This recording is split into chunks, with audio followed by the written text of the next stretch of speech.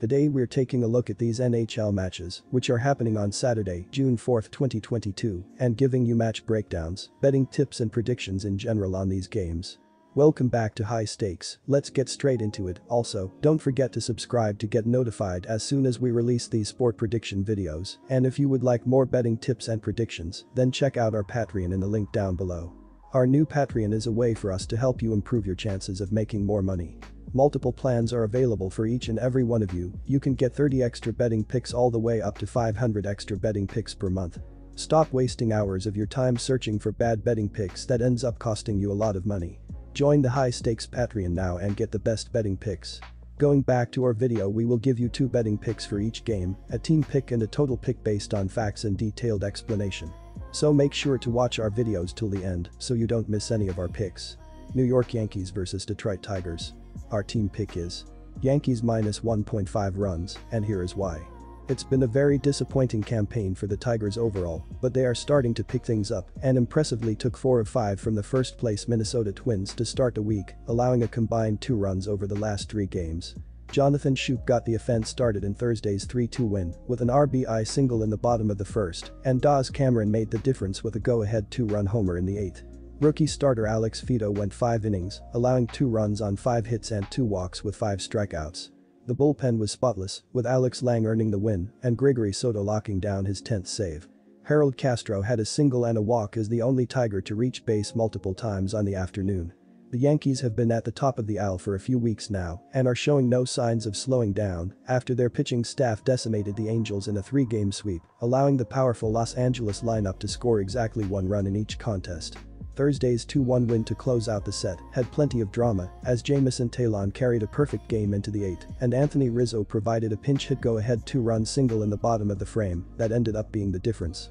Taillon picked up the win, finishing with 1 run allowed on 2 hits and no walks, with 5 strikeouts in 8 innings.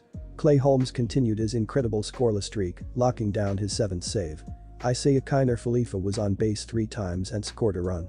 The Tigers are better than their record indicates and are finally starting to play better, but look overmatched here against a very complete Yankees team.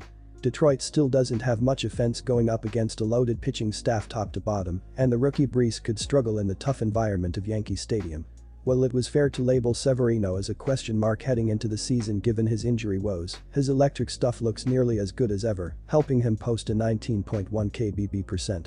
The Tigers remain dead last in baseball with a 79 WRC+, as both veterans like JV Baez and prospects like Spencer Torkelson haven't hit at the levels expected. Brees has been shaky early in his career as his lack of strikeouts leaves little margin for error, and the Yankees are right near the top of the leaderboard with a 115 WRC+, as the bottom half of the order has produced more than expected to go along with Judge having an MVP-level campaign.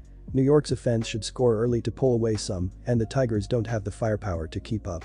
Our total pick is under 8. And here is why.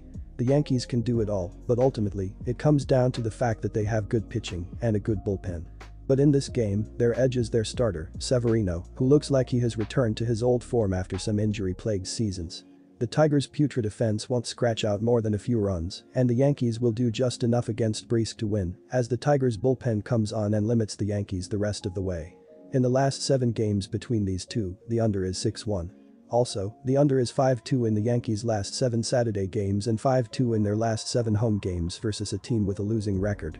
Also, the under is 8-2 in the Tigers' last 12 Saturday games.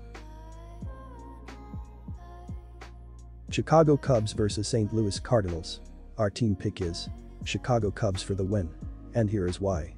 St. Louis bounced back from a loss in the opening game of this series as they hammered their way past the Cubs in the second game of the set Friday afternoon.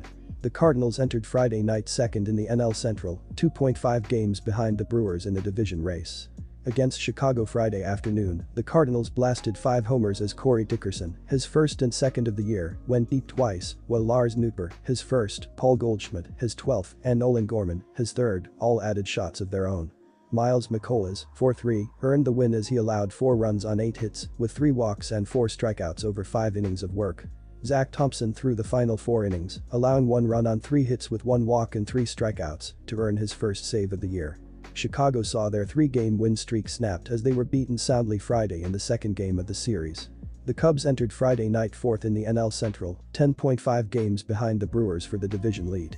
Rafael Ortega, run, had 3 hits in the loss, while Leon Happ, run, Frank Schwindel, run, RBI, and Patrick Wisdom, run, 4 RBI, each had 2 hits.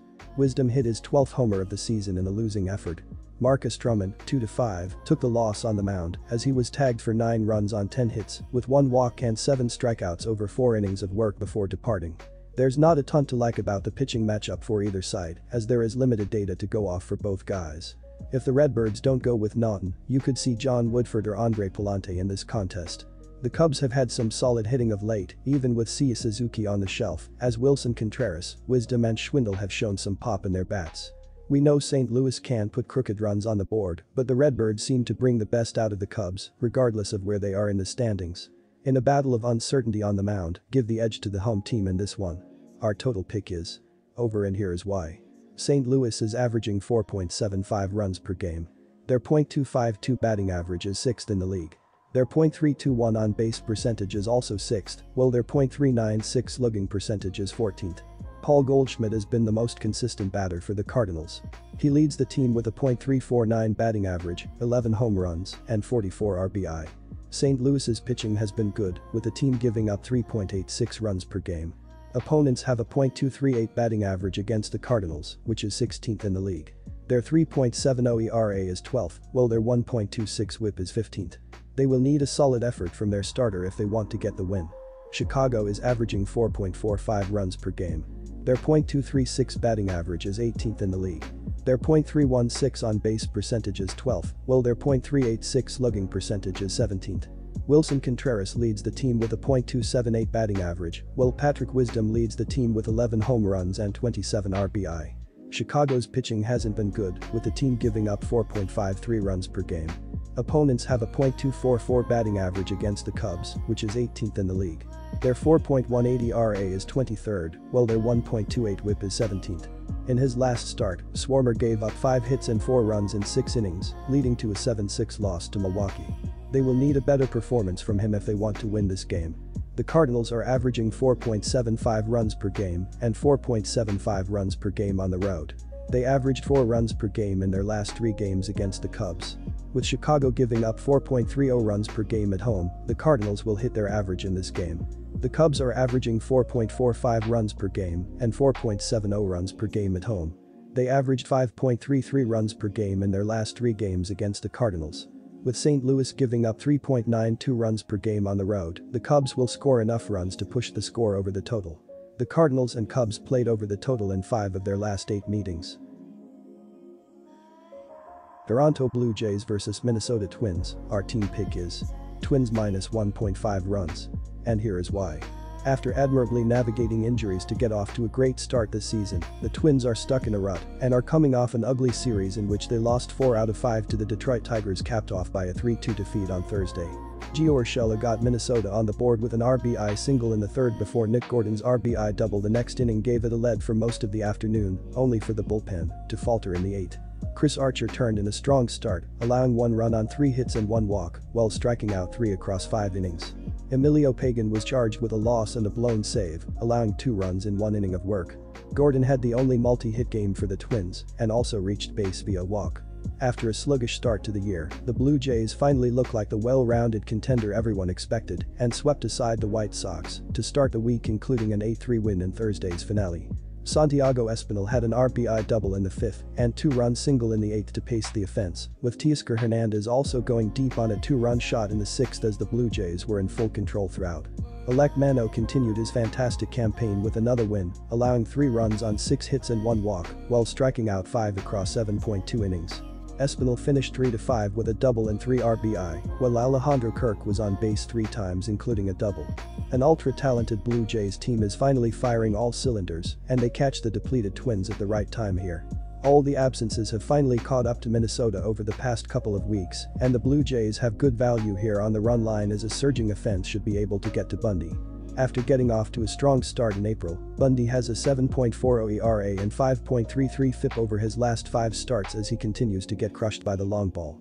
Toronto has too many weapons at the plate to post mediocre numbers forever and is piling an average of 7.00 runs per game during this current winning streak heading into Friday night. Minnesota is heading in the opposite direction at the plate with Correa's injury being a factor, and missing Kepler this weekend will really hurt as he's been one of its best hitters with a 132 WRC+. Barrios is also capable of being so much better than he's shown in 2022, but in any case the run support should be enough here as Toronto will roll to another easy win. Our total pick is over 9. And here is why. I touched on how Dylan Bundy has struggled recently in the paragraph above. I'm not kidding, I wouldn't be surprised if Toronto clears the over by themselves in this game. Minnesota also has the 12th ranked bullpen with a 3.68 ERA, and they're 18th in WHIP, 1.26, so they aren't necessarily a top-of-the-line unit. While Bundy has really struggled away from home, let's not let him completely steal the spotlight here. Jose Barrios has not had his best stuff this season, and he's proven he's very hittable. The right-hander enters with a 5.62 ERA on the year, and he was just tagged for 6 earned runs over 2.1 innings in his last start.